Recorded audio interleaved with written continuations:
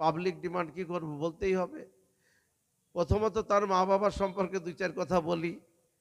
তার মা আর বাবা বনগাঁ পৌরসভা 10 বছরের চেয়ারম্যান। সেই 10 বছর চেয়ারম্যান থাকাকালীন এখনও ভাইস চেয়ারম্যান আছে একজন, তার মা। তো সেই চেয়ারম্যান থাকাকালীন সারা পৌরসভার যতগুলো ভালো বাড়ি পজিশন আছে সবগুলো এই চৌবাড়িয়া বাজারে সাপোজ এই জায়গাটা পড়ে রয়েছে, তার নজরে যদি আসে তাহলে এই জায়গার মালিককে ডাকবে, বলবে ভাই জায়গাটা লাগবে আমার, না দিলে মিথ্যা মামলা দেবে, তারপরে না শুনলে খুন করে দেবে প্রয়োজন হলে, না হলে ও যা ইচ্ছে তাই করতে পারে। এই করে বনগাঁ শহরের প্রত্যেকটি বড় বড় পজিশন তার নামে দেখবেন। বনগাঁয় গিয়ে কান পাতবেন, প্রত্যেকটা বনগাঁবাসী যদি আপনাকে এই কথা না বলে তখন আমাকে জানাবেন। সরকারি সম্পত্তি পৌরসভার নামে তারা নিয়ে সেটা জবরদখল করে আবার নিজের নামে ট্রান্সফার করে পৌরসভার টাকা দিয়ে কোটি কোটি টাকার বিল্ডিং করে নিজের নামে ট্রান্সফার করে নিয়েছে। কালকে কান্না বললো যে এই পঞ্চায়েতের এই মাঠ রয়েছে, এত বড় মাঠ পঞ্চায়েতের কি কাজে লাগবে, আমার নামে লিখে নি। হতেই পারে। অতএব আপনারা চৌবাড়িয়াবাসী কি করবেন এবার ঠিক করুন। আর তার সুযোগ্য মেয়ে, সে ভোটে দাঁড়িয়েছে, তার সম্পর্কে কিছু বলবো না, শুধু একটু বলবো, মা বাবা আর মেয়ে মিলে আমরা এখানে এসসি সমাজের মানুষ বেশি বসবাস করে এই বিধানসভায়। বাবা সাহেব আম্বেদকর, যিনি ভারতবর্ষের সংবিধান রচয়িতা, তিনি দেখেছেন পিছিয়ে পড়া সমাজের মানুষের জন্য বাবা সাহেব আম্বেদকরের আগে আর একজন ভেবেছেন, হরিচাঁদ ঠাকুর এবং গুরুচাঁদ ঠাকুর।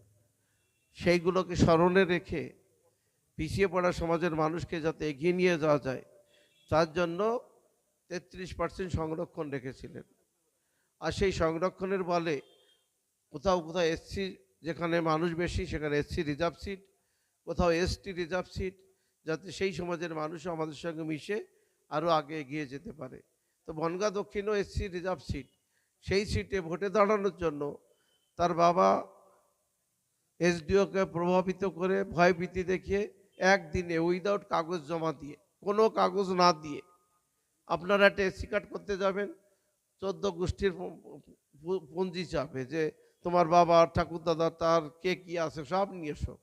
তারপরে 6 মাস 9 মাস ঘুরতে হয়তো, সে একদিনের মধ্যে বোঝায় এসডিও একটা এসসি কার্ড রেডি করে রাখে এই নামে। এইভাবে তার নাম কি জানো, বাবার নাম ডাকু।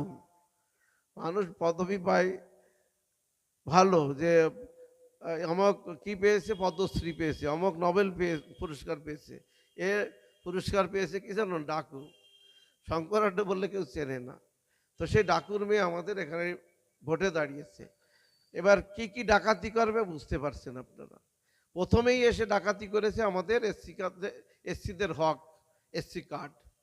তারপরে বাকি কি কি ডাকাতি হবে এবার বুঝে দেখুন আপনারা কাকে ভোট দেবেন। এর মামলা চলছে হাইকোর্টে। আমি স্বপন মজুমদার এখানে দায়িত্ব নিয়ে বলে যাচ্ছি, তৃণমূলের সারা পশ্চিমবঙ্গের সমস্ত নেতা আর চুরি কাটমানি জালিয়াতি করে যত টাকা ইনকাম করে রেখেছে, ইনক্লুডিং মমতা ব্যানার্জি, তাও এই ফেক এসসিধারীকে বাঁচাতে পারবে না। তার এসসি কার্ড আমি খারিজ করবই। আর যদি না করতে পারি, স্বপন মজুমদার এই পশ্চিমবঙ্গে বসবাস করবে না, দায়িত্ব নিয়ে বলে যাচ্ছি। তার অ্যাগেনস্টে এত প্রুফ আমার কাছে, অথেন্টিক রিপোর্ট প্রুফ আছে মহামান্য আদালতে। দেখেন, আদালতে গেলে হয় কি, একটু সময় সাপেক্ষ বিচার হয়। আমি মামলা করেছি, মামলা ডেট পড়েছে, আগামীকালকেও ডেট আছে। সেই ডেটের পরে হয়তো আর একটা দুটো ডেট যাবে, ওর এসসি কার্ড খারিজ হয়ে যাবে। এসসি কার্ড খারিজ হয়ে গেলে যারা ভোট দেবে, একজন লোকও যদি ভোট দেয় তার ভোটটা জলে যাবে। কিন্তু তর্কের খাতিরে ধরে নিলাম ও যদি, এটা হবে না জীবনে কোনোদিন, এমএলএ হয়, সে এমএলএ থাকবে না, সে এসসি কার্ড খারিজ হয়ে যাবে, এমএলএ খারিজ, তাহলে ভোটটা দিয়ে লাভ কি থাকে? আপনার মূল্যবান ভোটটি আপনি নষ্ট করবেন না। এটা আপনাদের এই চৌবাড়িয়াবাসী সমস্ত স্তরের মানুষকে আমার বিশেষ অনুরোধ। আমি আবারও বলছি, পৃথিবীর কোনো শক্তি নেই তার এসসি কার্ডকে বাঁচিয়ে রাখবে। তার কারণ জন্মের পরের থেকে তার যত ডকুমেন্টস আছে সমস্ত কিছুতে ওবিসি লেখা। সে ভোটে দাঁড়ানোর আগে কি করে এসসি হয়ে যায়। আর সমস্ত কিছুর আরটিআই রিপোর্ট, সরকারি দস্তাবেজ আমার কাছে রয়েছে। সে সেন্সাস রিপোর্ট, স্কুলের রিপোর্ট, বিগত দিনে ভোটে দাঁড়িয়েছে তার রিপোর্ট, সব রয়েছে আমাদের কাছে।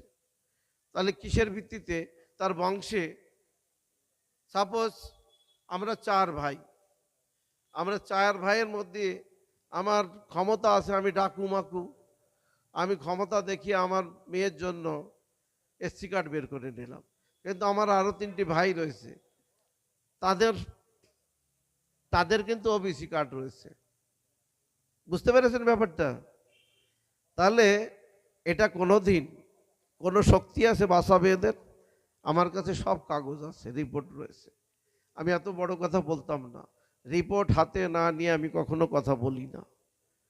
অতএব যেটা বলেছি সেটা করে দেখাবো। আর সারা জনম ভরে চুরি ডাকাতি করে মস্তানি করে যা ইনকাম করেছে, বনগাঁ শহরে যা কিছু করেছে প্রপার্টি, সেই প্রপার্টিতে আমি স্বপন মজুমদার যদি বোলডোজার না লাগাতে পারি, আমি এই বনগাঁ শহরে বাস করব না। তার কারণ বনগাঁর মানুষ কাঁদছে, এবার সঠিক জায়গায় ধরা পড়েছে। সমস্ত মানুষকে ভয় ভীতি দেখিয়ে বনগাঁর মানুষকে আতঙ্কে রেখে এই সাম্রাজ্য বানিয়েছে। এই সাম্রাজ্যের পতন আমার মনে হয় ভগবান লিখে রেখেছে স্বপন মজুমদারের হাত।